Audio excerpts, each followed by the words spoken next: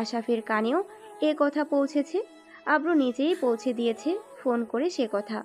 আশাফকে শান্ত থাকতে বলেছে আব্রু, মাথা গরম করে কোনো অঘটন না ঘটিয়ে দিতে। আব্রু মহলে ফিরে দেখবে বিষয়টা। গতকাল রাতের কথাও আব্রু আশাফকে কিছু বলেনি। আব্রু যখন মহল থেকে বেরিয়ে গিয়েছিল তখন আশাফ ঘুমিয়েছিল, যার দরুন কিছু বলা সম্ভব হয়নি আব্রুর। আশাফের মন ডাকছে। তার মনে হচ্ছে সে শিফাকে হারিয়ে ফেলবে। সে তার ভালোবাসা হয়তো সঠিক সময়ে প্রকাশ করতে অকৃতজ্ঞ হয়েছে। এ ভেবেই নিজের চোখ মুছে আশাফ আর পাগলের মতো হাসতে থাকে বদ্ধ ঘরে বিছানায় শুয়ে। রাত 10টা পেরিয়ে গেছে, কিন্তু এখনো আব্রু মহলে ফেরেনি। সবাই খাবার টেবিলে বসে আছে, যে যার মতো খাবার খাচ্ছে, কিন্তু আব্রুর কোনো খোঁজ নেই।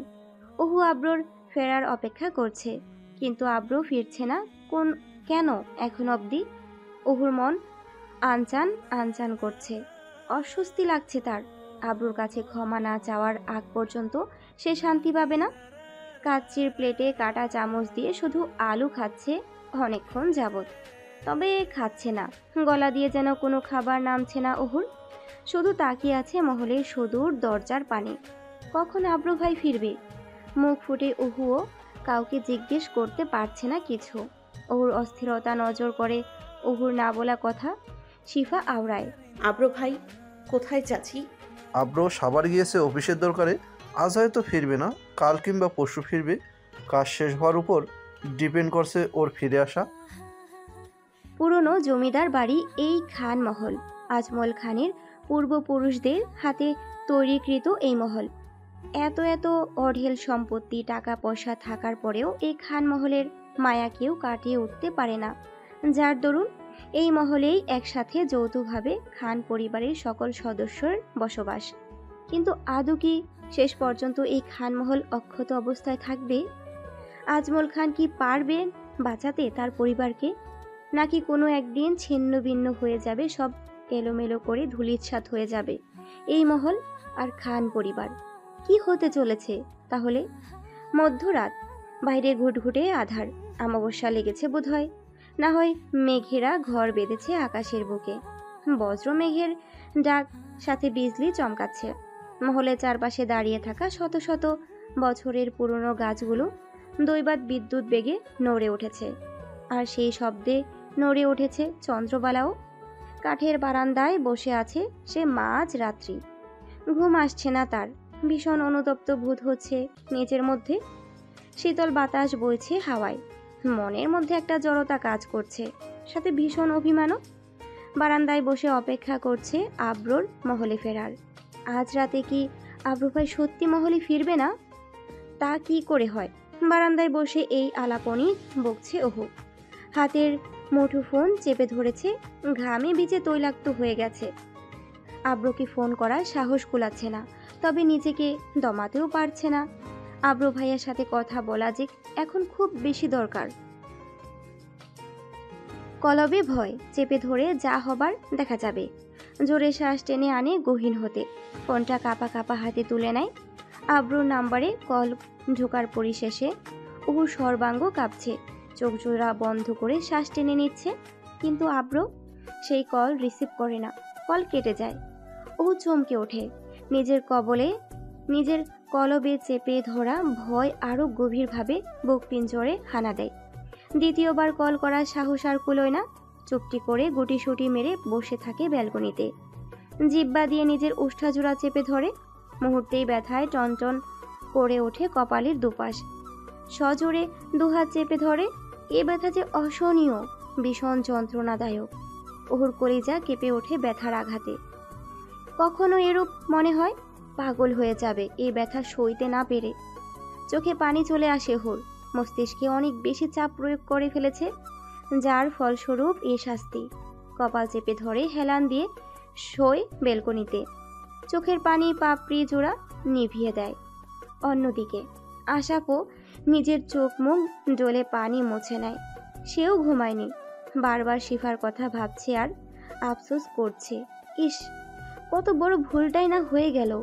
আশাফ যদি শিফাকে হারিয়ে ফেলে, এইসব কিভাবে কাটাবে আশাফ? কিভাবে মানাবে সে নিজেকে?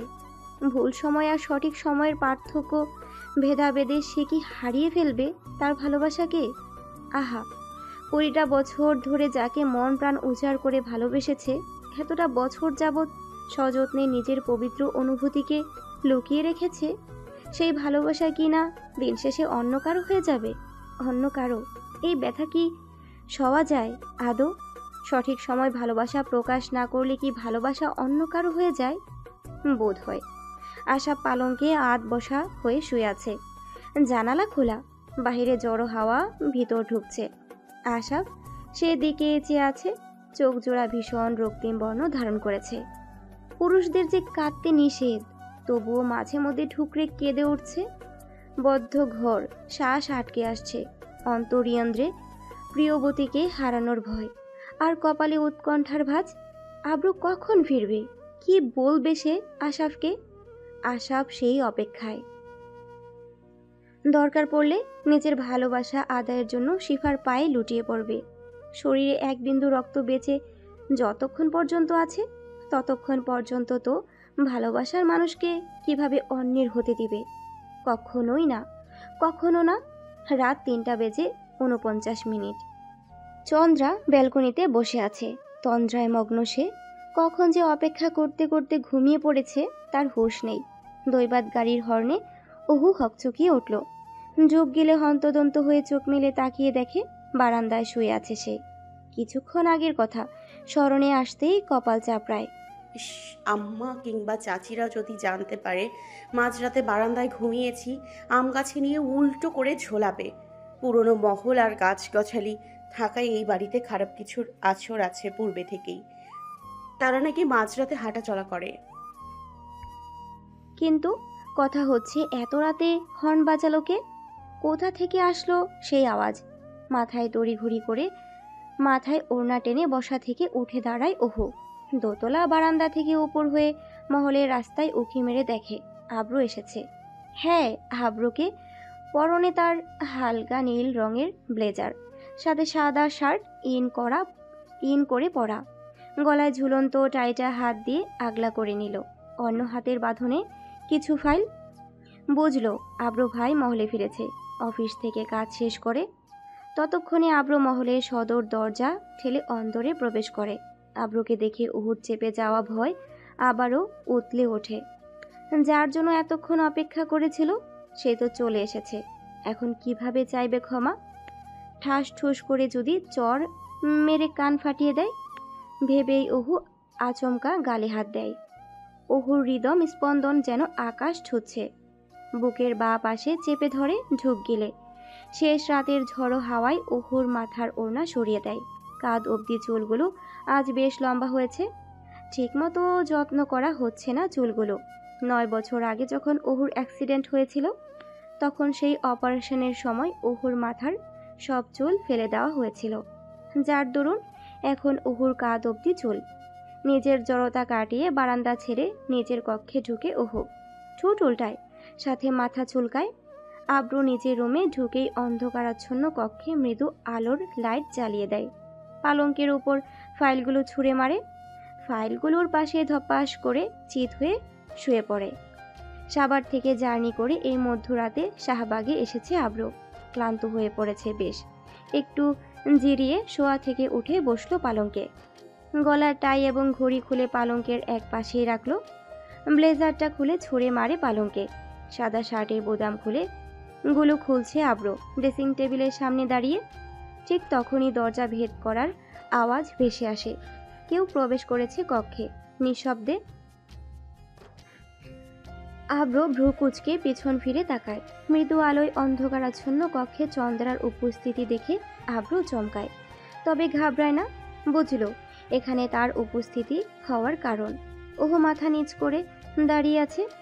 আব্রু উহুর থেকে মুখ ঘুরিয়ে নেয়, আওড়ায় স্বাভাবিক ভঙ্গিতে। ঘুমাসনি এখনো তুই? এত রাতে এখানে কি? আব্রুর সহসা বাক্য শুনে ওহু চোখ তুলে তাকায়, ঠোঁট উল্টিয়ে ভাবে। সে তো ভেবেছিল আব্রু ওহুকে দেখে ধমকাবে, শাসাবে, কিন্তু না, এখানে তো দেখছে উল্টো। ওহু একগাল হাসে, বুকের ভিতর চাপা ভয় কিছুটা কাটে। ম্লান হেসে সহসা উত্তর দেয়, ঢোক গিলে। কিছু না, আপনি এত রাতে মহলে ফিরলেন যে? আব্র শার্টের বাকি বোতামগুলো খুলে ফেলে। ওহু ভ্রু কুচকায়, দু চোখ আড়াল করে হাত দিয়ে উদ্বিগ্ন হয়ে আওড়ায় পুনরায়। আপনার শরম নেই? হ্যাঁ, আমার সামনে শার্ট খুলছেন। আব্র স্বাভাবিক ভঙ্গিমায় জবাব দেয়, শার্ট খুলে পূর্বের মতোই পালঙ্কে ছুঁড়ে ফেলে। কিন্তু লক্ষ্য করার বিষয়, আব্রুর পরনে শর্ট গেঞ্জি ছিল আগে থেকেই। আমার লজ্জা শরম নেই? তো লজ্জা নেই এত রাতে যে আমার রুমে আসলি? ওহু ঠোঁট উল্টিয়ে ক্ষীণ কণ্ঠে জবাব দেয় আমতা আমতা করে। আমি তো এসেছি আপনার কাছে ক্ষমা চাইতে, কালকের ঘটনার জন্য। আব্র ওহুর সংলাপ এড়িয়ে যায়, ভিন্ন ধর্মী প্রশ্ন করে। তুই ফোন দিয়েছিলি, আমি ভিডিও মিটিং কনফারেন্সে ছিলাম, ফোন সাইলেন্ট ছিল, বুঝতে পারিনি। যখন কল পেয়েছি অনেক রাত হয়ে গিয়েছিল, তাই ব্যাক করিনি। ভেবেছিলাম তুই ঘুমিয়ে পড়েছিস। আর তুই বেলকনিতে ঘুমাচ্ছিলি কেন, মহলে এত ঘর থাকতে? আপনার জন্য অপেক্ষা করতে করতে ঘুমিয়ে পড়েছিলাম। আব্র থমকে যায় কিছু মুহূর্তের জন্য এ কথা শুনে। কাল রাতের ঘটনা এড়িয়ে যেতে চাওয়ার সত্ত্বেও পারল না। ওহুর দিকে ফেরে এক পলকে, এগিয়ে যায় তাহার পানে, আওড়ায়। আমার জন্য অপেক্ষা কেন? ওহু কিঞ্চিত ঘাবড়ায়, দু এক কদম পিছিয়ে সরে আসে। আব্র ততই পা বাড়ায়, ওহু ঢুক গেলে আওড়ায়। ও, ওই দিন রাতে আজে বাজে কথা বলেছিলাম না আপনাকে, তার জন্য ক্ষমা চাইতে এসেছি। আব্র দ্রুত গতিতে শ্বাস টেনে ছাড়ে, মেঝের দিকে তাকিয়ে এক পলক ম্লান হাসে, মোটা ভ্রু যুগল টেনে কুচকায়, পরক্ষণেই সংলাপ করে। আচ্ছা বুঝলাম, পালঙ্কের উপর বস, কিছু কথা আছে। ওহু চমকায়, ঠোঁট উল্টিয়ে প্রশ্ন ছুড়ে নিমিষেই। কেন, কি বলবেন? তুই বস না। ওহু মাথা দুলিয়ে পা আগায়, পালঙ্কের উপর উঠে বসে। শীতল মেঝে ওহুর পা স্পর্শ করছে। ওহু কিঞ্চিত নড়ে ওঠে, আব্র মুচকি হাসে। ওহুর বিস্ময়কর চাহনি সাক্ষ্য রেখে হাঁটু কেড়ে বসে পড়ে নিচে ফ্লোরে। ওহু চমকায়, সে পালঙ্কে বসেছে, অথচ আব্র তার পায়ের কাছে হাঁটু গেড়ে বসেছে। ওহুর বিষয়টা দৃষ্টিকটু লাগলো। পালঙ্ক ছেড়ে দাঁড়াতে নিলেই আব্র থামিয়ে দেয়। আপনি এখানে কেন বসছেন? সমস্যা নেই, তুই বস। ওহুর বুক পিঞ্জরে মোচড় দিয়ে ওঠে। আব্র শীতল কণ্ঠস্বর, শান্ত মেজাজ। ওহুর ঠিক যেন হজম হচ্ছে না। যেই মানুষটা প্রতিটা সেকেন্ডে তাকে দেখলে গর্জে ওঠে, শাসানোর একটা সুযোগও ছাড়ে না, আজ সেই মানুষটাই হঠাৎ তার কাছে এসে হাঁটু গেড়ে বসেছে। রাগান্বিত কণ্ঠস্বর হঠাৎ শীতল হয়ে কেন আওড়াচ্ছে? কি হয়েছে আব্র ভাইয়া, কি বলবেন আমায়?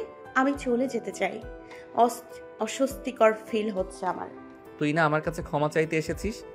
হ্যাঁ, ওই আমাকে শিফাপুর সকালে সব বলেছে কাল রাতের বিষয়ে। আমি আপনাকে ভুল বুঝে আজে বাজে কথা বলে ফেলেছিলাম, তার জন্য সরি। আমাকে প্লিজ ক্ষমা করে দিন ভাইয়া। আমি সত্যি অনেক অনুতপ্ত বোধ করছি কথাগুলোর জন্য। আপনি কি আমায় ক্ষমা করবেন না? আব্রু একগাল হাসে, ওহুর দিকে এক দৃষ্টিতে চেয়ে নরম কণ্ঠ নালী প্রসারিত করে আওয়াজ করে। হ্যাঁ নিশ্চয়ই করবো তোকে ক্ষমা, তবে তা। ওহু আব্রুকে মাঝপথে থামিয়ে দেয়, হন্তদন্ত হয়ে বলে ছুড়ে পুনরায়। আমি জানালা লাগিয়ে দিই আব্রু ভাইয়া, বাইরে বৃষ্টি হচ্ছে প্রচুর, বৃষ্টির পানি জানালা দিয়ে ঘরে ঢুকছে ছিটকে। আব্রু নৈশব্দে মাথা নাড়ায় যে না, তার প্রয়োজন নেই। আব্রুর নিষেধ শুনে ওহু চুপসে যায়। দৈবাত বৃষ্টি বিঘ্নিত রাতের বাদল হাওয়ার ঘরে প্রবেশ করে প্রবল গতিতে। চন্দ্রার মাথার ওড়না ধূমকেতুর বেগে ছোঁয়, ওড়না সরে যায় মাথা থেকে। চন্দ্রার সৌন্দর্য আরও ফুটিয়ে ওঠে পাপিষ্ঠের সামনে। আব্রু নিষিদ্ধ চাহনি নিয়ন্ত্রণহীন হয়ে পড়ে। তার আখি যুগল ওহুর প্রতিচ্ছবিতে দীর্ঘক্ষণ স্থায়ী রাখে। ঘুর কাটে ওহুর ভীতু কণ্ঠনালী আওড়ালে। কি কি কি হয়েছে, এভাবে চেয়ে আছেন কেন? আপনি না কি কি যেন বলতে চেয়েছিলেন? আব্রু হকচকিয়ে ওঠে, দৃষ্টি তো সরিয়ে মেঝের দিকে তাকায়, পরক্ষণেই স্বাভাবিক হয়। গম্ভীর কণ্ঠে সহসা বলে ওঠে। আমার একটা শর্ত আছে। কি শর্ত আছে আপনার? আব্রু চোয়াল চেপে আসে, দাঁতের দাঁত ঘষে কণ্ঠনালী দীর্ঘ করে আওড়ায়। আমি তোকে ক্ষমা করব এক শর্তে। আমাকে কথা দিতে হবে যে তুই আমার থেকে দূরে সরে যাবি, আমার থেকে সর্বদা দূরত্ব মেনটেন করে চলবি। ওহু বাকরুদ্ধ, এ কেমন শর্ত? কাউকে ক্ষমা করার? বড্ড অভিমান চেপে বসে ওহুর অন্তরিয়ন্ত্রে। হাস্য উজ্জ্বল চাঁদ মুখখানা নিমিশে গোমরা হয়ে আসে। আব্রুর বুক ছেদ করে ওঠে। কি হলো, রাখতে পারবি না আমার কথা? খুব সহজ শর্ত তো। অহু চেঁচিয়ে ওঠে। এটা সহজ শর্ত মনে হলো আপনার কাছে? যদি সহজেই লাগে তবে নিজে কেন পূরণ করছেন না? আপনি আমার থেকে দূরে থাকুন না যদি সম্ভব হয়। আমায় কেন বলছেন? আব্র অহুর চেতে যাওয়া দেখে ম্লান হাসে বিপরীতে, শীতল কণ্ঠস্বর বজায় রেখে সংলাপ করে। যদি আমার পক্ষ থেকে সম্ভব হতো তাহলে কি আর আমি তোকে বলি? অহু পালঙ্ক ছেড়ে উঠে দাঁড়ায়, এক ঝটকায় কর্কশ ভাষায় শুধায়। ধুর চাই আপনার শর্তের। থাকেন তো আপনি, আমি গেলাম। এই বলেই অহু চলে যেতে চাইল দরজা পেরিয়ে। আব্র বসা থেকে উঠে এক ঝটকায় অহুর হাত টেনে পিছন ফিরালো। দৈবাত এমন হেঁচকা টানে অহু এসে আব্রর সুঠাম বুকে আছড়ে পড়ল। আব্র সর্বাঙ্গ কেঁপে উঠল মুহূর্তেই। শান্ত আব্র কিছুটা পাগলাটে স্বভাবের হয়ে গেল পলকেই। তার অবাধ্য হোক অহু, এটা যে তার সহ্য হয় না আদৌ। অহুকে নিজের সাথে মিশিয়ে নিল আব্র গভীরভাবে। অহুর চোখে চোখ রেখে ঘোর লাগা কণ্ঠস্বরে আওড়ালো। বলেছিলাম তো একদিন, আমার অবাধ্য হোস না। কেন বারংবার আমার বেপথে চলিস বলতো?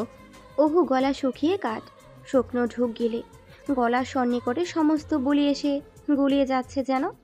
আব্রোর এতটা সন্নিকটে অহুর কাঁপনি ভূমিকম্পের মতো সর্বাঙ্গ নড়ে উঠল। বলতে পারছে না, সরুন, আমার অস্বস্তি লাগছে। শুধু অস্পষ্ট বর্ণ আওড়াচ্ছে। অহুর তোতলানো এবং কাঁপনি আব্রকে রীতিমতো নিয়ন্ত্রণহীন করে তুলেছে। নিষিদ্ধ অনুভূতিগুলো জেগে উঠছে বাদল বিঘ্নিত নিষেধে। অহুর পাপড়ি জোড়া মুহূর্তে মুহূর্তে নিচ্ছে আর জ্বলছে। কেঁপে যাওয়া ঠোঁট আব্রুর দৃষ্টি অবরুদ্ধ করে দিয়েছে। সে প্রতিচ্ছবির পানে একটু আগে নিজের বলা কথা নিজেই সব ভুলে গেল আব্র। ঘোলাটে হয়ে আসলো তার মস্তিষ্কে সবকিছু। অহুর ঘাড়ে আব্রোর হাত স্পর্শ করে আলতো ছুঁয়ে অহু কেঁপে ওঠে পুনরায়। চোখ নিভিয়ে দেয় সে। বাম পাজরের ধূপবুকানি আকাশ ছুঁচ্ছে তার প্রতি মুহূর্তে। ঘন ঘন শ্বাস প্রদাহ ছড়াচ্ছে আব্রোর বুকে। অহু আজ ছোটার চেষ্টা করছে না আব্রোর বাঁধন হতে মুক্তি হতে। শীতল দমকা হাওয়া দুজনকে ছুঁয়ে আবারও উধাও হয়ে যাচ্ছে যেন কোথাও। কিছু বুঝে ওঠার আগে আব্রোর ঠোঁট জোড়া গভীরে আলিঙ্গনে চেপে ধরে ওহর ওষ্ঠজোড়ার মধ্যখানে। আব্রোর বলিষ্ঠ হাত খামচে ধরে চন্দ্রা। 2-3 ঘাত বসে গেছে নখের আঁচড়ে, তবুও আব্রো সে ব্যথা অনুভব করে না। বিজলি চমকানোর উচ্চ ধ্বনি কানে আসতেই ওহু কেঁপে ওঠে। আব্রো ওহুকে মুক্তি দেয় নিজের বাঁধন হতে, তবে সকল পন্থা হতে নয়। আজ আব্রো ওহুকে নিজের সন্নিকটে পেয়েছে, তবুও পূর্বের মতো আজ পাগলামও করছে না, উন্মাদ হচ্ছে না। আব্রোর বাঁধন হতে ছাড়া পেয়ে ওহু জোরে শ্বাস টেনে নেয় গহীনে। তবে আজ সে পালাচ্ছে না ছুটে। এই ঘটনা যেন তার অনাকাঙ্ক্ষিত নয়। নিজের দৃষ্টি টেনে নিয়ে নিচের দিকে চেয়ে রয়। তবে আব্রো এখনো পলকবিহীনভাবে চেয়ে আছে তার কাঠবিড়ালির পানে। হাতে ঘষে নিজের ওষ্ঠাজোড়া মুছে নেয় আব্রো। দৈবাত নিঃশব্দে কাটিয়ে বুলি ছুঁড়ে পুনরায়। খুব কষ্ট পাবি আমার নিকটে থাকলে, এর চেয়ে অতি উত্তম আমার থেকে দূরে দূরে থাকবি। আব্রোর মুখ থেকে পুনরায় এই জবাব শুনে ওহু হতভম্ব। চোখ তুলে তাকায় আব্রোর পানে, দেখলো আব্রো এখনো তার দিকেই চেয়ে আছে। দূরে সরে যেতে বলছেন নাকি আপনাকে ভুলে চলে যেতে বলছেন? ভুলে যাওয়া, এই শব্দ যেন আব্রোর কানে বারংবার বাজতে লাগলো। ভুলে যাওয়া, আবার পুনরায়। একবার ভুলে গিয়ে কি শান্ত হয়নি সে? পুনরায় ভুলে যেতে কেন বলল? আব্রোর আঁখে যুগল রক্তিম বর্ণ ধারণ করতে লাগলো। আব্রোর কণ্ঠনালী চেতে উঠল। ভুলে যেতে বলিনি আমাকে, আমার থেকে দূরে সরে যেতে বলেছি তোকে। একবার ভুলে কি তোর স্বাদ মিটেনি নাকি? আর তোকে বলেই বা কি লাভ, তুই তো এরকমই। ওহু ভ্রু কুচকালো। আব্রোর বলা কথার আগা মাথা কিছুই বুঝতে পারল না সে। ঠোঁট বাঁকালো। আমি কি রকম? আমি তো জানি আমার স্মৃতি আমি ভুলে গেছি। তার জন্য কি আমাকে কথা শোনাচ্ছেন আপনি? আমি ইচ্ছে করে সব কিছু ভুলে গেছি নাকি? আমার কি খারাপ লাগে না? আমি আমার অতীত ভুলে গেছি, আমার আমার শৈশব সব কিছু। আমিও তো মানুষ, আমারও তো কষ্ট লাগে যখন ভাবি আমার স্মৃতি শূন্য। আমার কলিজা চিরে কান্না আসে, যন্ত্রণায় মাথা ফেটে যায়। আমার কষ্ট কেউ বুঝে না, কেউ না। ওহুর চোখ ভেজে আসে। গলার কণ্ঠস্বর ভার হয়ে যায়। আখি যুগলে চিকচিক করা বাড়িধারা দেখে আব্রুর বুকে ভীষণ ব্যথা হয়। চন্দ্রবালার চোখের পানি যে আজও আব্রুর সহ্য হয় না। অহুর করা অভিযোগগুলো আব্রু চাইলেও আজ পূরণ করতে পারবে না। পুরো পৃথিবী হাতের মুঠোয় এনে দেওয়ার সাধ্য থাকলেও অহুর করা অভিযোগ পূরণে সে অকৃতজ্ঞ। সেজন্য তো আজ সে নিজেও জ্বলন্ত কয়লার মতো পড়ছে। 8টা বছর অনেক কিছু কেড়ে নিয়েছে আব্রুর জীবন থেকে। সে অতীত। আচ্ছা, সে অতীত কি বিষাদময়ী নাকি সোনালি স্মৃতি? আব্রু এগিয়ে আসে। অহুর চোয়াল ছোঁয় আব্রুর হাত। শীতল কণ্ঠে জবাব আসে, কান্না করিস না ওহু, কিছু হয়নি, কিছু না। আমাকে ভুলতে হবে না, তোর দূরে সরে যেতেও হবে না, এরকম কোনো বাধ্যবাধকতা নেই। অহুর চোখ মুখ ডলে পানি মুছে নেয়। অভিমানী কণ্ঠে আওড়ায়, না, আপনি যেহেতু বলেছেন আপনার থেকে দূরে সরে যেতে, তাহলে ঠিক আছে, আমি সেটাই করব। জেদ কেন ধরিস? তোর ভালোর জন্যই তো বলেছি আমার থেকে দূরে থাকতে। তুই সে ভালো বুঝবি না, কষ্ট পেতে যেহেতু চাস তাহলে। পুরো কথা শেষ না করতেই অহু দূরে সরে আসে আব্রুর থেকে। মুখ গম্ভীর করে রাখে। মুখে মুখে তো বলেছে দূরে থাকবে, কিন্তু তা কি তার পক্ষে আদৌ সম্ভব? এটা আব্রু ভাই কেন বোঝে না? কই, অন্য কাউকে কি বলছে দূরে থাকতে, নাকি তার বেলায় সব? আব্রুকে কিছু বলার সুযোগ না দিয়েই অহু এক প্রকার দৌড়ে বেরিয়ে আসে আব্রুর রুম থেকে। আব্রু আর আটকায় না, আর কিছু বলেও না। অহু চলে যেতেই আব্রু কপাল চেপে ধরে, দীর্ঘশ্বাস ছাড়ে। পরক্ষণে পরনে থাকা শার্ট গেঞ্জিটাও খুলে ছুঁড়ে মারে ফ্লোরের ওপর কোথাও। বলিষ্ঠ দেহ এখন উন্মুক্ত আব্রুর। সাইড টেবিলের ওপর থাকা সিগারেটের প্যাকেটটা হাতে তুলে নেয়। সেখান হতে একটা সিগারেট বের করে কাঠের ম্যাচ দিয়ে জ্বালিয়ে নেয়। পরক্ষণেই জানালার ধারে গিয়ে দাঁড়ায় আব্রু। কিছু মুহূর্ত আগেই এই ঠোঁট নিষিদ্ধভাবে অহুকে স্পর্শ করেছিল, কিন্তু এখন এই ঠোঁটে সিগারেট জ্বলছে বেধরমভাবে। হঠাৎ হাতের দিকে তাকাতেই আব্রু বাকরুদ্ধ হয়ে যায়। নজর অবরুদ্ধ হয়ে যায় কোনো প্রতিচ্ছবির পানে চেয়ে। ডান হাতের ওপরের পৃষ্ঠে কিঞ্চিত জখম হয়ে আছে, নখের আঁচড় দেবে গেছে, স্বল্প পরিসরে রক্তও বেরোচ্ছে। তবে সে জখমের কোনো তীব্র ব্যথা অনুভব করছে না সে।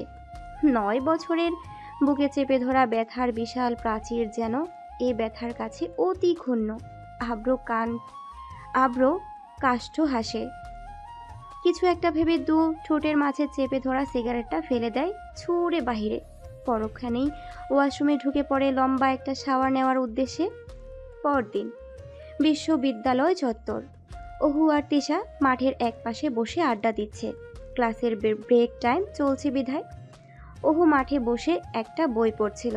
কিছু সময় আগেই ভার্সিটির লাইব্রেরি থেকে বইটা ধার নিয়েছে সে। চোখে মোটা ফ্রেমের চশমা, পরনে সাধারণ নীল রঙের একটা টু পিস, সাথে হিজাব ক্যারি করেছে। অহুর পড়ার মধ্যে ব্যাঘাত ঘোরাচ্ছে বারংবার তিশা। এতদিন পরে ভার্সিটিতে আসলি, কই একটু গল্প করবি? সেটা না করে উল্টো বই নিয়ে বসেছিস। এত পরে কি করবি? উকিল হবি নাকি? তোর মাফিয়া জামাইকে ভবিষ্যতে বাঁচাবি নাকি উকিলগিরি করে? অহু বই থেকে চোখ তুলে মিটমিট করে তিশার দিকে তাকায়। চোয়াল চেপে ধরে পরক্ষণে বইটা বন্ধ করে পাশে রেখে দেয়। চোখ থেকে চশমা খুলে ফু দিতে থাকে। অতঃপর আওড়ায়, তুই কি জ্যোতিষী নাকি?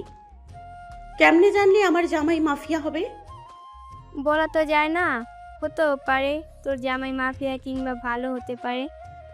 আমার জামাই তোর মতো কুটনি না হলেই হয়।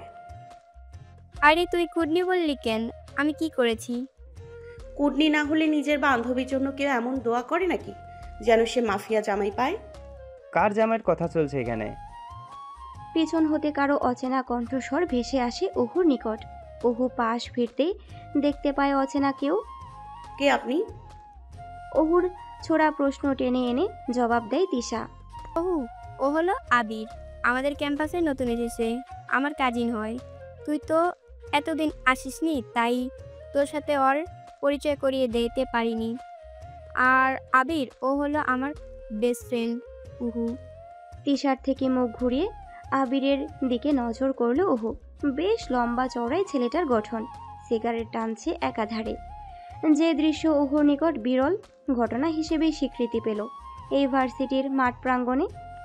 আবির এসে তিশা এবং অহুর মাঝখানে বসলো। আবির সিগারেট ফুঁকছে দেখে অহু নাক ছিটকালো। কি হলো মিস, এভাবে তাকিয়ে আছেন কেন? টান দিবেন নাকি একটা? সরি, আমি স্মোকিং করা লাইক করি না ভাইয়া। আরে কি বলেন, স্মোক লাইক করেন না? এই যুগে এসেও বর্তমানে ট্রেন্ডই তো এটা। স্মোক করা খারাপ কিছু নাকি? একটা টান দিয়েই দেখুন না কেমন লাগে। স্মোকিং ভালো ছেলেরা করে না, এটার ইফেক্ট খুবই বাজে। আপনি যদি একটা টান দেন না তাহলে আপনিও বুঝবেন এটার মজা কি। এই নিন একটা টান দিয়েই দেখুন। বলেই আবির সিগারেটটা এগিয়ে দেয় অহুর পানে। অহু নাক ছিটকায়। আমি আপনাকে বললাম তো আমি স্মোক করা পছন্দ করি না। জোর কেন করছেন আমায়? সরেন, এটা আমার বমি আসে সিগারেটের গন্ধে। আবির, উহুকে এসবের জন্য জোর করিস না। তিশু তুই চুপ থাক, আমি তো উহুকে সিগারেট টান দেওয়া শেখাবই। আব্র ভাই যদি জানতে পারে তুই এরকম করেছিস, ভালো হবে না বিষয়টা আবির। কোনো আবরণ আমি তো শুনলাম না কোনো দিন। আমার কি করবে ও? টিসা তুই বস, আমি উঠি রে। বলেই অহু বসা থেকে উঠে দাঁড়িয়ে যায়। কাঁধে ব্যাগ ঝুলিয়ে লাইব্রেরি থেকে ধার করে আনা বইটা বুকে চেপে ধরে হাঁটা ধরে। উহু দাঁড়া, আমিও যাব তোর সাথে। তুই থাক শালা এখানে বসে। তিশা বলে অহুর সাথে তিশাও হাঁটা ধরে ক্লাসে যাওয়ার উদ্দেশ্যে। আর বিশ্ববিদ্যালয়ের মাঠ প্রাঙ্গণে ঘটে যাওয়া এই সব দৃশ্য দূর হতে কেউ নৈশব্দে পরখ করল। তুই ওদের মাঝে তৃতীয় ব্যক্তি, তোরই এখান থেকে সরে আসা উত্তম। ভালো তো আমি আগে বেসেছিলাম ওরে, তাহলে আমি কেন পিছু হটে আসবো? তুই আমাকে সাহস না জুগিয়ে ওর নেগেটিভ কথা বলছিস কেন অব্র? আমি শিফার সাথে ওই দিন কথা বলেছি, ওকে বুঝিয়ে কোনো লাভ নেই। ও আশমিনকে ভালোবাসে আর ওকেই বিয়ে করবে। খুন করে ফেলবো ওই অনিমেষকে, আমার ভালোবাসার উপর নজর দিয়েছে। তুই যদি শিফার মতবিরোধের সঙ্গে গিয়ে ওকে জোর জবরদস্তি বিয়ে করিস, সুখী হতে পারবি তুই আশাফ? অন্য কারোর সাথে ও সুখের সংসার কাটাবে, এটা কি আমার সুখ দিবে অনেক? তুই বুঝছিস না কেন? শিফা আশমিনকে ভালোবাসে, আশমিনও শিফাকে ভালোবাসে, তুইও শিফাকে ভালোবাসিস, কিন্তু তোর ভালোবাসাটা শুধু একপাক্ষিক, যাকে বলে ওয়ান সাইড লাভ। তুই অনেক দেরি করে ফেলেছিস আশাফ। আমি দেরি কিছু বুঝি না, আমি সিফাকে চাই বাস। ঠিক আছে, তাহলে তুই শিফার সাথে কথা বলে দেখ, সময় বেশি নেই। বিয়ে মনে হয় এই সপ্তাহের মধ্যেই ঠিক হবে। তোর কাছে দুটো অপশন আছে, এক জোরপূর্বক বিয়ে করা, দ্বিতীয় শিফার স্বইচ্ছায় বিয়ে করা। ঠিক আছে বলেই আশাব ছাদ থেকে চলে যেতে লাগলো। দৈবাত পিছু হতে আব্র সতর্ক বার্তা ভেসে আসলো। আর শোন, মাথা গরম করে কোনো পদক্ষেপ নিস না, আমাকে জানাস সব কিছু, নয়তো পরবর্তীতে মাসুল জোগাতে হতে পারে পুরো পরিবারকে। আশাব মাথা দুলিয়ে চলে যায় ছাদ থেকে। আব্র মহলে ছাদেই দাঁড়িয়ে থাকে। সবে মাত্র গাড়ি থেকে নেমে খান মহলে ঢুকেছে ওহো। হঠাৎ হাতে থাকা মুঠোফোনটা বেজে উঠল। তড়িঘড়ি করে ফোনটা নজরে আনলো। ফোনের স্ক্রিনে ভেসে থাকা ব্যক্তির নাম দেখে চোখজোড়া কপালে উঠে গেল ওহুর। হন্তদন্ত হয়ে ফোনটা রিসিভ করলো। আসসালামু আলাইকুম আব্রু ভাইয়া। ওয়ালাইকুম আসসালাম। ছাদে আয়, মহলের এক্ষুনি। কেন, কি হয়েছে ভাইয়া? ছাদে কেন যাব, আর আপনি কোথায়? বলে ওহু ছাদের দিকে উপরে তাকালো। নজর করলো ছাদে আব্র দাঁড়িয়ে আছে। তখনই টুট করে কলটা কেটে গেল। অজানা ভয় চেপে ধরলো ওহুর বুক পিঞ্জরে। কি হয়েছে? হঠাৎ ছাদে কেন যেতে বললো? কাল রাতেই তো কত বাণী শুনিয়েছে, তার থেকে যেন দূরে থাকে, আর এখন নিজেই ফোন দিয়ে ডাকছে ছাদে। এই আলাপন বকতে বকতেই ওহু ছাদে পৌঁছায়। দেখলো আব্র ছাদের এক কার্নিশ ঘেঁষে দাঁড়িয়ে আছে। পরনে সাদা রঙের একটা হাফ হাতার গেঞ্জি। শ্যাম বর্ণের পুরুষের গায়ে সাদা রংটা বেশ মানিয়েছে। বেশ ভয় কাজ করছে ওহুর কলবে। আব্রুর প্রতিচ্ছবি আজ বেশ অন্যরকম লাগছে। কাল রাতের থেকে সম্পূর্ণভাবে আলাদা। প্রতিদিন যেরকম দেখা যায় খিটখিটে মেজাজ, ভ্রুজোড়া কুচকানো, কপালে হাজারটা ভাঁজ, চামড়ায়। ওহু একটু নড়ে দাঁড়ালো। গলায় সব বলি এসে যেন আটকে গেল। ওহুকে অবাক করে দিয়ে আব্রু ট্রাউজারের পকেট থেকে একটা সিগারেট প্যাকেট আর লাইটার বের করলো। ওহু বিস্ময়কর চাহনিতে তাকিয়ে দেখলো। তাহলে ওহুকে কি এখানে ডেকে এনেছে আব্রু সিগারেট টানা দেখাতে? আব্রু একটা সিগারেট জ্বালিয়ে টানতে লাগলো বেধরমভাবে। ওহু মূর্তির মতো দাঁড়িয়ে দেখতে লাগলো আব্রুর কাণ্ড। নাক মুখ দিয়ে সিগারেটের নাক মুখ দিয়ে সিগারেটের ধোঁয়া বের করছে আব্র। পরক্ষণেই সিগারেটের জ্বলন্ত লাল স্ফুলিঙ্গ তর্জনী আঙ্গুলের সাথে চেপে ধরে পরিশিষ্ট ছাই ফেলল। হঠাৎ জ্বলন্ত সিগারেটটা অহুর দিকে এগিয়ে দিয়ে গম্ভীর কণ্ঠে ওহু, নে ধর, সিগারেটটা টান দে। অহু আকাশ থেকে পড়ল যেন। বিশ্বাস হলো না কি শুনতে পেল সে। ভ্রজোড়া টেনে কুচকালো, উদ্বিগ্ন হয়ে আওড়ালো। কি বললেন আপনি? আব্র কণ্ঠ স্বাভাবিক রেখে জবাব করল। শুনতে পাসনি? বললাম সিগারেটটা টান দে, নে ধর। অহু ঢুক গিলল। পরপর কণ্ঠরোধ হলো তার। অস্পষ্ট বর্ণে আওড়াতে লাগলো। আপনি কি বলছেন এসব? আব্র রক্তিম চক্ষুদয়, গম্ভীর কণ্ঠনালীর স্পষ্ট জবাব। সিগারেটটা টান দে। আমি কেন সিগারেট টান দিব? আমি সিগারেট খাই নাকি? খাস না, কিন্তু এখন থেকে খাবি। নে ধর, টান দে একটা, দেখ কেমন লাগে। ভালোই লাগবে তোর। অহু হতবম্ব হয়ে চেয়ে রইল। বুঝতে পারল না আজ এসব কি হচ্ছে, কিন্তু মনে মনে দুয়ে দুয়ে চার মেলানোর চেষ্টা করছে। পরক্ষণেই আব্রর গম্ভীর কণ্ঠস্বর পরিবর্তিত হলো। দাঁতে দাঁত চেপে আসলো, কর্কশ ভাষায় শুধালো। কি বললাম শুনতে পাসনি? খুব বড় হয়ে গেছিস বোধহয়। ভার্সিটির সিনিয়র ছেলেদের সাথে বসে মাঠে আড্ডা দিস, তোকে আবার তারা সিগারেট অফার করে। উস! আনচান আনচান করা অন্তরিয়ন্দ্রে চেপে থাকা ভয়টা এবার সত্যি উন্মোচন হলো অহুর। আব্র ভাই জেনে গেছে তাহলে আজ ভার্সিটিতে কি হয়েছিল? অহুর সর্বাঙ্গ কেঁপে উঠল। আব্রর প্রতিচ্ছবি থেকে নজর টেনে এনে মাটিতে নামিয়ে রাখল। আব্রর ধমকানির আওয়াজ অহুর বুকের ধুকপুকানি আকাশ ছুঁচ্ছে। কিরে, জবাব দে। খুব বড় হয়ে গেছিস তুই, তাই না? ঠিক আছে, আমিও দেখি তুই কত বড় হয়েছিস।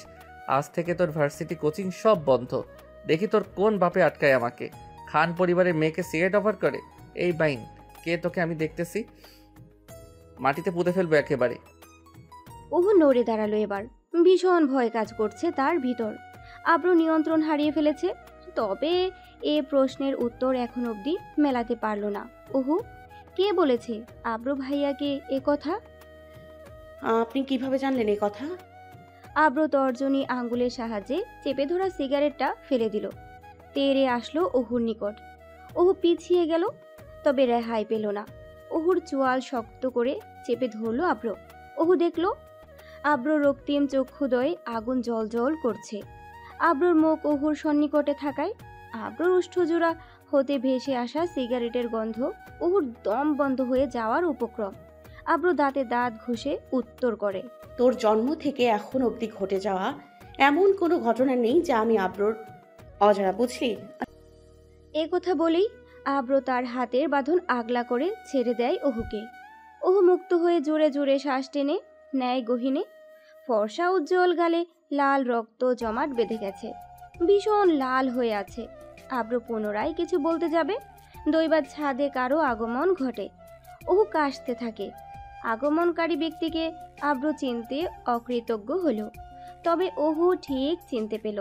লোকটির বয়স 50 উঠতে হবে হয়তো। অহু ক্ষীণ কণ্ঠনালী আউড়িয়ে সালাম দিল। আসসালামু আলাইকুম মামা, কেমন আছেন? ওয়ালাইকুম আসসালাম আম্মাজান, আছি আলহামদুলিল্লাহ ভালো। আব্রু ঠেয়ে দাঁড়িয়ে থাকলো, প্রশ্নবোধক দৃষ্টিতে চেয়ে। চোখে মুখে বিরক্তিকর স্পষ্টর ছাপ। তখনই অহু অস্পষ্ট বর্ণে আওড়ায়, থমকে থমকে। আব্র ভাইয়া উনি শিফাপুর মামা, আর মামা উনি আব্র ভাইয়া, আমার বড় জেঠুর ছেলে। আব্রর পরিচয় জানতে পেয়ে দমে গেল, জোরপূর্বক হাসলো। এগিয়ে গিয়ে জড়িয়ে ধরলো ওনাকে। পরক্ষণেই আব্র ছাদ থেকে প্রস্থান ঘটালো। রাত 10:37। শিফা মাথায় ওড়না টেনে দেয়। নিজ কক্ষে কারো আগমনের বার্তা পেয়ে পালঙ্ক ছেড়ে নেমে দাঁড়ায় মেঝেতে। কণ্ঠ রোধ হয় তার, উদ্বিগ্ন হয়ে প্রশ্ন ছুড়ে। আশাফ ভাইয়া, আপনি এত রাতে আমার রুমে? নিষেধ আছে নাকি আশা? ওরকম কিছু না, আবার ওরকম কিছুই। কেউ দেখলে খারাপ ভাববে। আশাফের স্পষ্ট জবাব। ভাবলে ভাবু। শিফা অস্বস্তি বোধ করে, ঢুক গিলে পরপর। কিছু বলবেন নাকি ভাইয়া? বললে তো অনেক কিছুই, বলতে দিবি নাকি? শিফা চমকায়। আশাফের কণ্ঠস্বর ভীষণ আলাদা লাগছে আজ। অনেক স্পষ্ট জবাব। বলুন, কি বলতে চান? আমি তোর কাছে শেষ উত্তর জানতে এসেছি, কি করবি তুই? আমি তো বলেছি পূর্বে, আমি আশমিনকেই ভালোবাসি ভাইয়া, আর আশমিনকেই বিয়ে করব। আশাফ হাসে একগাল, পরক্ষণেই তার গলার আওয়াজ নম্র হয়ে আসে। ভালো তো আমি তোকে বাসি আগে। অনিমেষ তো তোকে মাত্র 3 বছর ধরে ভালোবাসে। 3 বছরের ভালোবাসার কাছে কি 20 বছরের ভালোবাসা তুচ্ছ? আমি মানছি যে আপনি আমাকে ছোট্ট থেকে ভালোবাসেন, কিন্তু আপনি বড্ড দেরি করে ফেলেছেন বলতে। আমার এখন কিচ্ছু করার নেই ভাইয়া, আমি বেইমানি করতে পারবো না। আশমিন শুধু আমাকে ভালোবাসে না, আমিও আশমিনকে ভালোবাসি, ও আমার ভালোবাসা। এ বলে শুনতেই আশাফ তেড়ে আসে শিফার পানে। শক্তপোক্ত হাত দিয়ে শিফার চুল মুঠো করে ধরে, অন্য হাত দিয়ে চোয়াল চেপে ধরে প্রবল প্রয়োগ করে সেখানে। আশাফের হঠাৎ এমন কাণ্ডে শিফা ভরকে যায়, ব্যথায় কুকড়ে ওঠে মুহূর্তেই। আশাফ কণ্ঠ স্বরগহিনী নিয়ে আওড়ায়। যদি তোর অনিমেষ না থাকে তাহলে তুই কাকে বিয়ে করবি? শিফা ব্যথিত কণ্ঠে জবাব করে। জোর করে ভালোবাসা পাওয়া যায় না আশাফ ভাই, আপনার ব্যর্থতার দায় আমার উপর চাপাবেন না। আশমিনের কিছু হলে আমি গলায় দড়ি দিব। আমার ব্যথা লাগছে ভীষণ, তো দম ছাড়তে পারছি না। আশাফ মুক্ত করে দেয় শিফাকে। রক্তিম চক্ষুদয় নিমিষেই শীতল হয়ে আসে, পানি টলমল করতে থাকে নয়ন জোড়ায়। সে যে তার প্রিয়বতীকে আঘাত করেছে। দৈবাত শিফার পা দুটো জড়িয়ে ধরে আশাফ ডুকরে কেঁদে উঠল। ভুলে গেল সে একজন প্রাপ্তবয়স্ক পুরুষ, সদ্য জন্ম নেওয়া কোনো শিশুর নয় সে। আকুতি ভরা কণ্ঠে আওড়াতে থাকে পা জড়িয়ে। আমি কেমনে বাঁচমু তোরে সারা শিফা? আমার জীবনটা তো নষ্ট হয়ে যাবে তুই আমারে ছাইরা গেলে। আমি বাঁচতে পারবো না, দয়া কর আমারে, ভিক্ষা দে আমারে তোর ভালোবাসা, ভিক্ষা দে। বলেই শিফার পা আরো শক্ত করে জড়িয়ে ধরে। শিফা আশাফের থেকে পা ছোটাতে ব্যস্ত, সাথে অস্পষ্ট আকুতি। আশাফ ভাইয়া, পা ছাড়ুন। আপনি কি করছেন এসব? আপনি আমার থেকে বয়সে বড়, এসব কি করছেন? আপনি দাঁড়িয়ে কথা বলুন ভাইয়া। আশাফ ছাড়ার বদলে আরো শক্ত করে পা জড়িয়ে ধরে আষ্টে পৃষ্ঠে। তুই আমারে কথা দে আমাকে ছেড়ে যাবি না, কথা দে আমার বউ হবি, রানী করে রাখবো তোকে আমার জীবনে।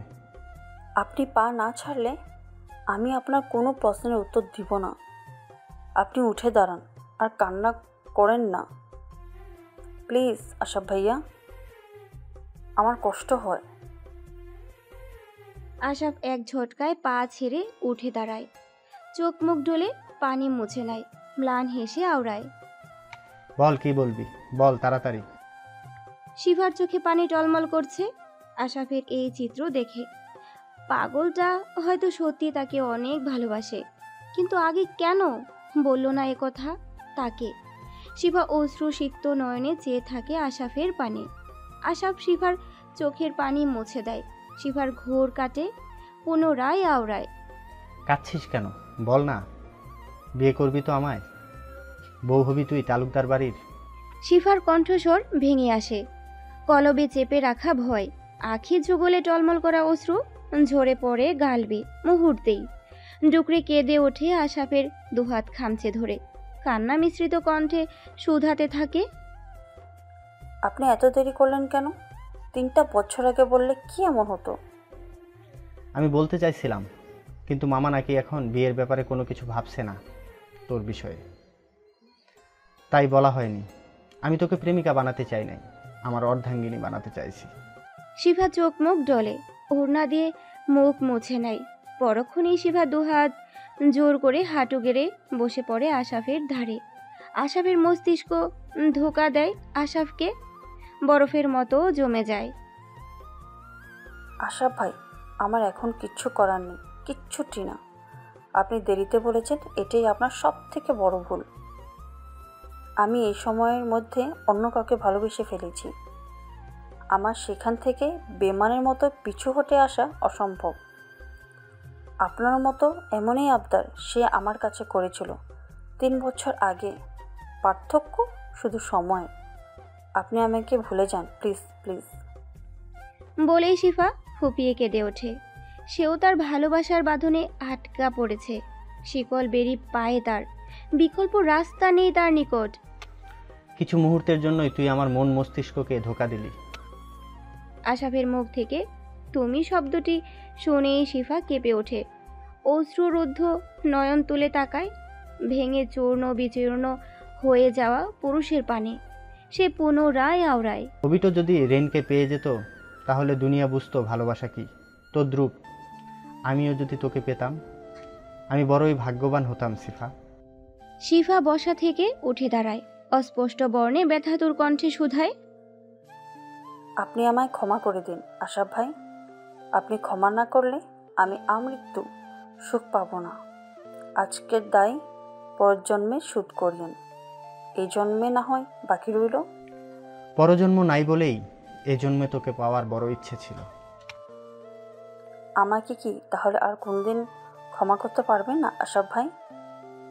আশাপ চোখের পানি মুছে নেয়, একগাল হেসে পাগলের মতো উপরের দিকে চেয়ে চাপা কণ্ঠে আওড়ায়, করেছি তোকে ক্ষমা।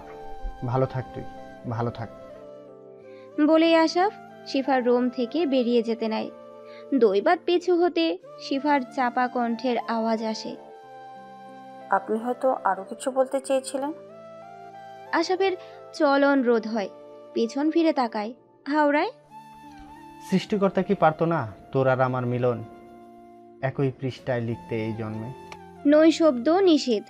বৃষ্টি স্নাত রজনীতে ভাঙাচোরা দেয়াল, ঘড়ির কাঁটা প্রায় 12টা ছুঁই ছুঁই। বৃষ্টি বিঘ্নিত রাত্রি। বেশ খানিক আগেই মুষলধারে বাদল বর্ষিত হয়েছে, তবে এখন থেমে গেছে বৃষ্টি বর্ষণ। বাদলে শীতল শীতল হাওয়া বইছে চারপাশে। দমকা বাতাসের মিলন মেলা তো চলমান রেখেছে এই প্রকৃতি।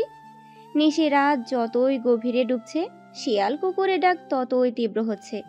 পেঁচার গম্ভীর হুঙ্কার বেশি আসছে মধ্য বন থেকে। ছিমছাম প্রকৃতি। নিজের বাইকে করে বাড়ি ফিরছে আবির। বন্ধু মহল হতে মাত্র বেরোলো সে।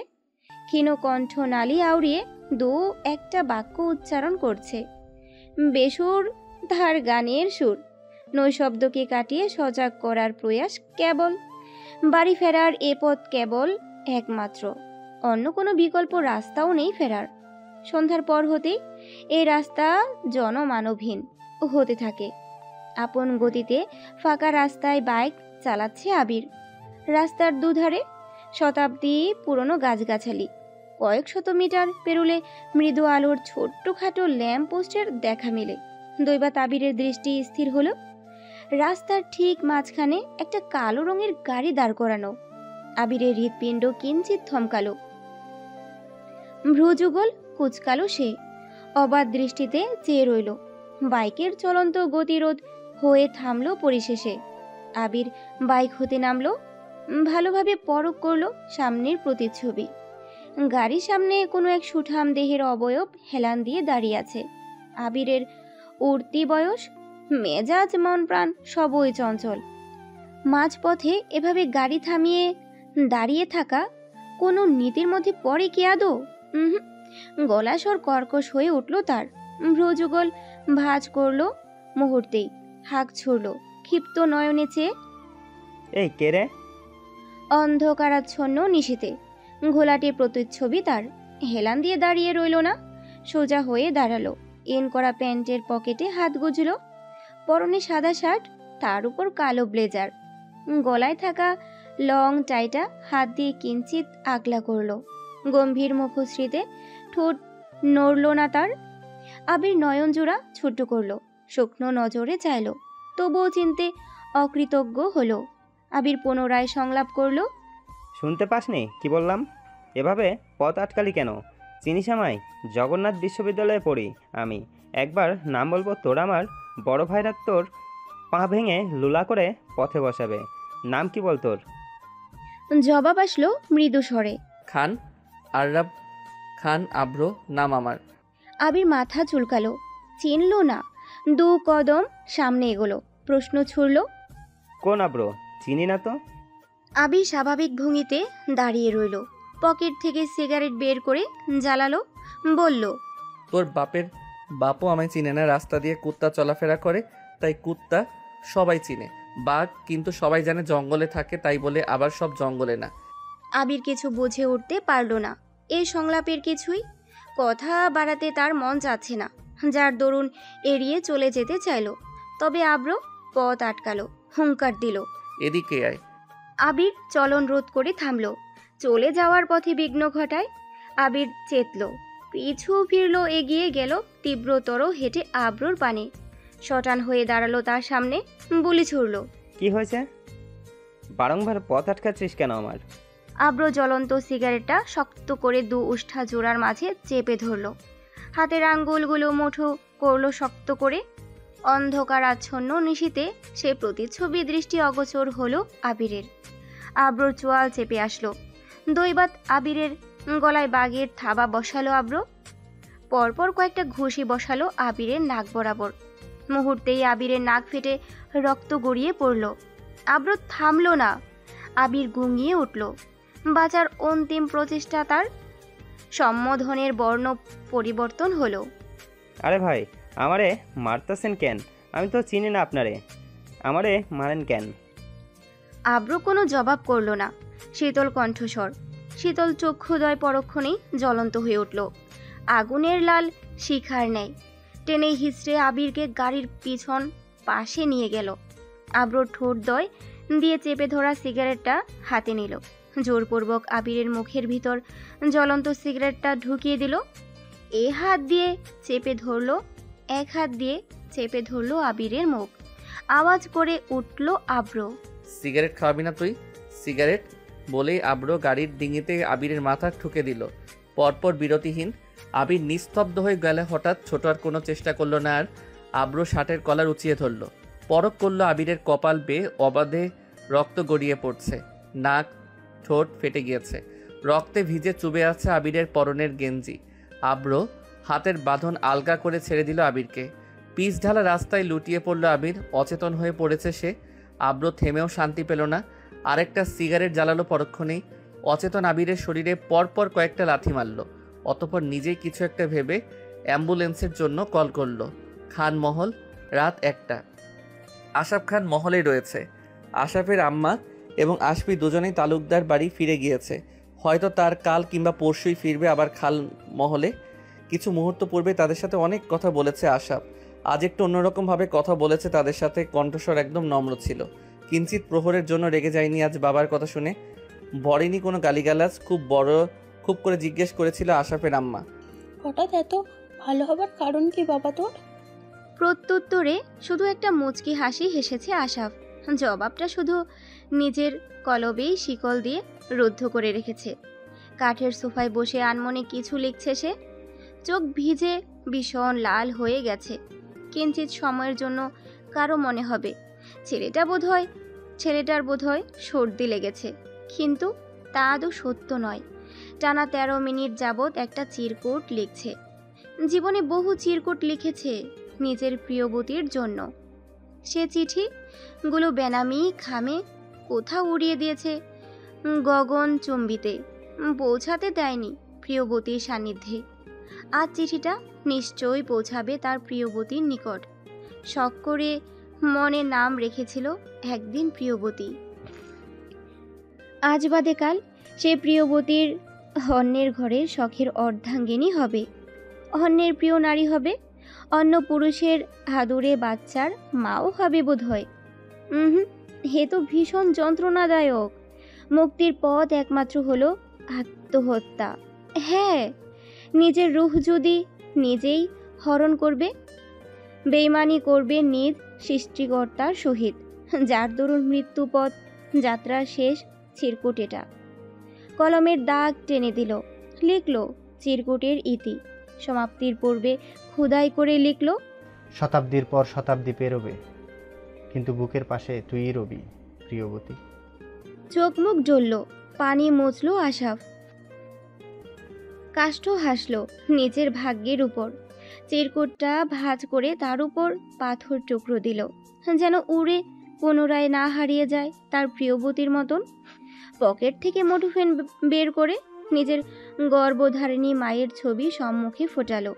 শেষবারের মতো বুকের সাথে চেপে ধরে হাউমাউ করে কাঁদতে লাগলো নিজের মায়ের ছবি আঁকড়ে ধরে। সুখে থাকুক তার প্রিয়বতী অন্য কারো সাথে, কিন্তু সে সুখ নিজ চোখে দেখার শক্তি নেই এই পুরুষের। রাত 1:13 আব্র খান মহলে ফিরল। পরনে ব্লেজার খুলে কাঁধে নিল। রক্তের ছিটে ফোঁটা লেগে আছে শার্টে।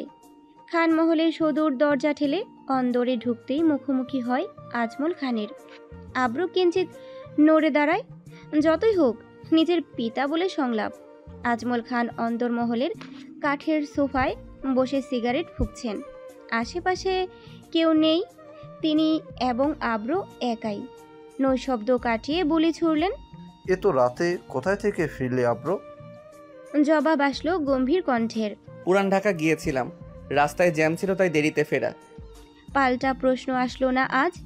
অন্য বুলি ছুড়লেন, তোমাকে অনেকগুলো কল করেছিলাম, ফোন বন্ধ ছিল নাকি? আব্রু নিজেও এই প্রশ্নের উত্তর জানে না। পকেট থেকে ফোন বের করলো, নজর বুলিয়ে দেখলো ফোন চার্জের শূন্যতায় অচল। হাঁপ ছাড়ল। আজমল খানের পুনরায় জবাব আসলো, শিপার বিয়ে আগামী 14 তারিখ, পরশুদিন গায়ে হলুদ। আজ আশমিনদের বাড়ি গিয়েছিলাম সকলে, তোমাকে ফোন দিয়েছিলাম, তোমার ফোন বন্ধ ছিল, তাই আশরাফকে সাথে করে নিয়ে গেছি। Date fixed. আব্র ঢোক গিলল। শিফার বিয়ে পাকা শুনেই আব্র আটকে উঠল। উৎকণ্ঠা চেপে ধরে প্রশ্ন ছুড়ল, এত তাড়াতাড়ি কেন? জবাব আসলো, আপাতত বিয়ে হবে, শিপা আমাদের বাড়িই থাকবে, আশমিনদের ছুটি শেষ, তাই জাঁকজমকভাবে এবার বিয়ে সম্ভব নয়। আর এঙ্গেজমেন্ট আমাদের পরিবারের নীতিতেই নেই, তুমি জানো। আশমিন খান যখন আবার ফিরবে তখন আবার জাঁকজমকভাবে আয়োজন করে শিবাকে আশমিনদের বাড়ি পাঠাবো। আজমল খান থামলেন। প্রত্যুত্তরে শুধু আব্র বুঝেছি সংলাপ করলেন। দাঁড়িয়ে না থেকে আর দোতলায় হাঁটা শুরু করলো। আশাফের কক্ষে দ্রুত হেঁটে পৌঁছালো। পুরো কক্ষ আলোতে জ্বলজ্বল করছে, কিন্তু আশাফ কোথাও নেই। আব্র অস্থির হয়ে পড়ল। হঠাৎ কিছু নজরে আসলে হন্তদন্ত হয়ে পাথরের নিচে চেপে রাখা চিরকুটটা হাতে নিল। চিরকুটে লেখা শব্দগুলি আওড়াতেই আব্রর হৃৎপিণ্ড দাঁড়িয়ে গেল থমকে। শক্তি কমে গেল বলিষ্ঠ দেহের। হাতের আঙ্গুল ফাঁক করে উড়ে গেল চিরকুটটা কোথাও। আব্র ধপ্পাস করে মেঝেতে পড়ে গেল। এদিকে আশাফ দাঁড়িয়ে আছে মহলের ছাদ ঘেঁষে নড়বড়ে কাঠের রেলিংয়ের উপর। একটু নড়লেই পড়ে যাবে ওপর হতে ভূমিতে। তাতে কোনো আফসোস নেই এ হতভাগা পুরুষের।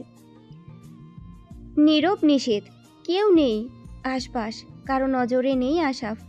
উচ্চ স্বরে হেসে উঠল সে। আখি জোড়া নিভিয়ে দিল, কলবে আওড়ালো কালেমা। শক্তি ছেড়ে দিল বলিষ্ঠ দেহের। অবশ হয়ে আসলো, পা আগলা করে দেহ ঝুঁকালো ভূমির পানে। দৈবাত পিছন হতে কেউ হ্যাচকা টান দিয়ে কাঠের রেলিং হতে ছাদের ভিতর ফেলে দিল আশাফকে। আশাফ চমকায়, আশপাশ পরখ করে চায় কে ফেললো আশাফকে। মুহূর্তেই আশাফের সামনে আগমন হয় এক বলিষ্ঠ পুরুষের। আশাফ ঢুক গেলে যন্ত্রণায় কুকড়ে ওঠে। হাওড়ায় আব্র তুই? আব্রু আর কিছু আওড়ানোর সুযোগ দিল না আশাফকে। থাবা বসালো আশাফের গলায়। বিরতিহীন পরপর ঘুষি বসালো আশাফের মুখশ্রীতে। চোয়াল চেপে আসে আব্রর। রাগে ফুঁসছে সে। নিজের রাগ মিটিয়ে বেধরম মারল আশাফকে। 2-3টা লাথি মেরে থামলো আব্র। আশাফের ঠোঁট ফেটে রক্ত বেরোচ্ছে। কপালের বাম পাশে কিঞ্চিত কেটে গেছে, সেখান থেকেও রক্ত গড়াচ্ছে। তার দিকে বিন্দু পরিমাণ খেয়াল নেই আব্রর। পরিশেষে আশাফের শার্টের কলার চেপে ধরে আব্র পরখ করে আশাফ। আব্রর চাহনির প্রদাহ ছড়াচ্ছে আশপাশ। রক্তিম বর্ণ ধারণ করছে শীতল চোখজোড়া। শার্টের কলার চেপে ধরে কর্কশ ভাষায় শোধায় আব্র, পাগল হয়ে গেছিস শালা তুই? মরতে এসেছিস এখানে? মরার এত শখ আমারে বললি না কেন? আমি তোরে খুন করতাম। আশাফ আঙ্গুল ছুঁয়ে রক্ত মুছে নেয় ঠোঁট ঘেঁষে। ফ্লোরে বসে চায় আকাশের দিকে। উচ্চ স্বরে আওয়াজ করে হেসে ওঠে। আব্র ভীষণ চেতে যায়। আরও শক্ত করে চেপে ধরে আশাফের গলা। কেসে ওঠে আশাফ, তবে নিজেকে ছাড়ায় না আব্রোর দখল হতে। হাঁক ছুড়ল। মরে যাওয়াই কি তোর কাছে একমাত্র পথ হলো? তুই মরে গেলে কার কি হবে? তোর বাপ মার বুক খালি হবে, এতটুকুই। বাকিরা 2-4 দিন কানবে, শোক প্রকাশ করবে, ব্যাস। আর যার জন্য মরবি সে ভয় তো কাঁদতেও পারবে না। ফেসে যাওয়ার ভয়ে সে তো সুখে থাকবে ঠিকই, আজ বাদে কাল ভুলে যাবে তোর অস্বস্তি। তাহলে কার জন্য মরছিস তুই? বলে আশাফকে বসা থেকে টেনে তুলে আব্রো। আশাফ বারংবার ঢলে পড়ে যায় হাওড়ায়। আমার মরায় কারো কিছু আসবে না, যাবে না। বেঁচে থাকলে যে কষ্ট পাবো তার ভাগ কি তুই নিবি? আব্রো চুপসে যায়। এ প্রশ্নের উত্তর হয়তো তার নিকট নেই আদৌ। ক্ষণিকে জবাব আসে। আমি তোর কষ্টের ভাগ নেব না, কিন্তু আমৃত্যু তুই কষ্ট পাবি এটা ভুল। ঘুরে দাঁড়া, তুই মুভ অন কর, কষ্ট কম পাবি হয়তো। তাহলে তুই আমাকে ছেড়ে দে। সান্ত্বনা আর উপদেশ বাণী জীবনে অনেক শুনেছি। আমি আজ নয়তো কাল ঠিকই মরব, তুই আমাকে আটকাতে পারবি না। আজ আটকেছিস বলেই আশাফ মুচকি হাসে। ছেড়ে দেওয়া শার্টের কলার আব্রো আবার টেনে ধরে, কণ্ঠনালী গহিনী নিয়ে ম্লান হেসে আওড়ায়। তুই মরলে তোর শিফাও মরবে, আমার হাতে মরবে, বুঝলি? আমার হাতে। আশাফ নড়ে দাঁড়ায় কিঞ্চিত, বাম পা জোরে ধুকভুক বাড়ে তার। সংলাপ করে, আব্রোর গলা চেপে ধরে। সিফা আমার জীবন, ওর জন্য আমি মরতে পারি। ওর কিচ্ছু করবি না, কিচ্ছু না আব্রো। আব্রো একগাল হাসে, আওড়ায়। ঠিক আছে, কিচ্ছু করবো না। তাহলে তুইও মরার চিন্তা ছেড়ে দে। আর যদি আমাকে ধোকা দিস তাহলে কসম আমি তোর জানের মাইরা ফেলামো। তুই ভালো করেই জানোস আমি আমার বাপের মতো এক কথার মানুষ। এবার তোর চয়েস, বাঁচবি নাকি মরবি। আব্রো আশাফ দুজনেই একে অপরের কলার ছেড়ে দাঁড়ায়। আশাফ কপাল চেপে ধরে, অচিরে ভাঁজ পড়ে চামড়ায়। এখন উপায় কি? আব্রো আশাফের কাজ চাপড়ায়, বলল। নে তুই ভাব, আমি এবার যাই। আব্রো ছাদ থেকে বেরিয়ে যাওয়ার আগ মুহূর্তেই পিছন হতে ডাক আসে চাপা কণ্ঠের। আমি বাংলাদেশ ছেড়ে চলে যাব কাল সকালে। আশা করি এতে তোর আপত্তি নেই। আব্রো ঘাড় কাত করে পেছন ফেরে, 2-1 কদম হেঁটে সামনে আসে আওড়ায়। এতেও আপত্তি আছে? আশা ভ্রু কুচকায়, কিছুটা চেতে যায়, তীব্রতর হেঁটে সামনে আসে। তাতেও কি সমস্যা ভাই তোর? তুই কাল হঠাৎ করে বিদেশ চলে যাবি কাউকে না জানিয়ে, সবাই সন্দেহ করবে না? তোর পরিবার, আশপাশের মানুষ, সবার সাথে তোর ভালো সম্পর্ক, কি জবাব দিবি তুই তখন? আশাপ তিরিক্ষি মেজাজ দেখালো, বলল। আমি এত কিছু জানি না। তাহলে তুই কি বলছিস আমি এখানে থাকি আর দেখি সবার সাথে মিলে সিফার এতটুকু বলেই আশাফের গলা জমে যায়, আর কোনো শব্দ আওড়াতে পারে না। আব্রো জড়িয়ে ধরে আশাফকে শান্ত করতে। ভাগ্য মেনে নিতে শেখ আমার মতন, ভালো থাকবি প্রকাশ্যে। পরদিন সকাল 8টা, ওহু নিজের কক্ষে বসে আছে। মাথায় গেঁথে আছে আব্রোর বলা কথাগুলো। ভার্সিটি, কোচিং সব বন্ধ। অনুমতি ব্যতীত যদি কলেজে যায় তাহলে ওহুকে হাত পা ভেঙে ঘরে পুড়ে রাখবে একেবারে আব্রো। কিছুক্ষণ আগে তিশাও কল করেছিল, বলেছিল সেও আজ ভার্সিটিতে আসবে না, হসপিটালে আছে তিশা। আবিরকে কেউ খুব মেরেছে, ওহু এই বিষয় নিয়েও বেশ চিন্তায় আছে। আব্রু ভাই আবার মারল না তো আবিরকে? সোফা ছেড়ে উঠে দাঁড়ালো। পরক্ষণেই মনে পড়ল আগামীকাল তো শিফা আপুর গায়ে হলুদ। আনন্দে মনটা নেচে উঠল ওহর। তরতর করে হেঁটে চলে অন্দরমহলের নিচতলায়। পৌঁছাতেই নিচতলায় চক্ষুদয় ছানা বড়া হয়ে গেল। সিঁড়ি বেয়ে নামতে নামতে আশপাশ তাকালো। হলুদের সাজে সাজানো হচ্ছে পুরো খানমহল। হয়তো মাত্র শুরু এখন, সময়ের বেগে ঝলমলে হয়ে উঠবে হয়তো এই পুরো মহল। খান পরিবারের বিয়ে হবে বলে আয়োজন। ও পরখ করলো আব্রু সোফায় বসে আছে আলিনা খানের সাথে। পরনে সুঠাম দেহের পুরুষের সিম্পল একটা হফ হোয়াইট গেঞ্জি, আন্ডার কাটিং চুলগুলো কপালে কিঞ্চিত ভিড় জমিয়েছে। ওহুর দৃষ্টি রোধ হলো, পরক্ষণেই নজর টেনে এনে মেঝেতে নামায়। আব্রুকে দেখে ছাদে ঘটা কাহিনী ওহুর মস্তিষ্কে নাড়া দিয়ে ওঠে। ঠোঁট বাঁকা এড়িয়ে চলে যেতে চায় সদূর দরজা পেরিয়ে বাহিরে। বাধা ঘটায় আলিনা খানের বুলি, ওহো এদিকে আয়। ওহুর চঞ্চল রোধ হয়, ঝোঁক গিলে পিছন ফিরে তাকায় ঘাড় কাত করে। কিঞ্চিত হৃৎপিণ্ড নড়ে ওঠে, কাপা কাপা কণ্ঠে আওড়ায়, ওখানে দাঁড়িয়েই কি চাচি আম্মা? জবাব আসলো। এদিকে আয় বলছি।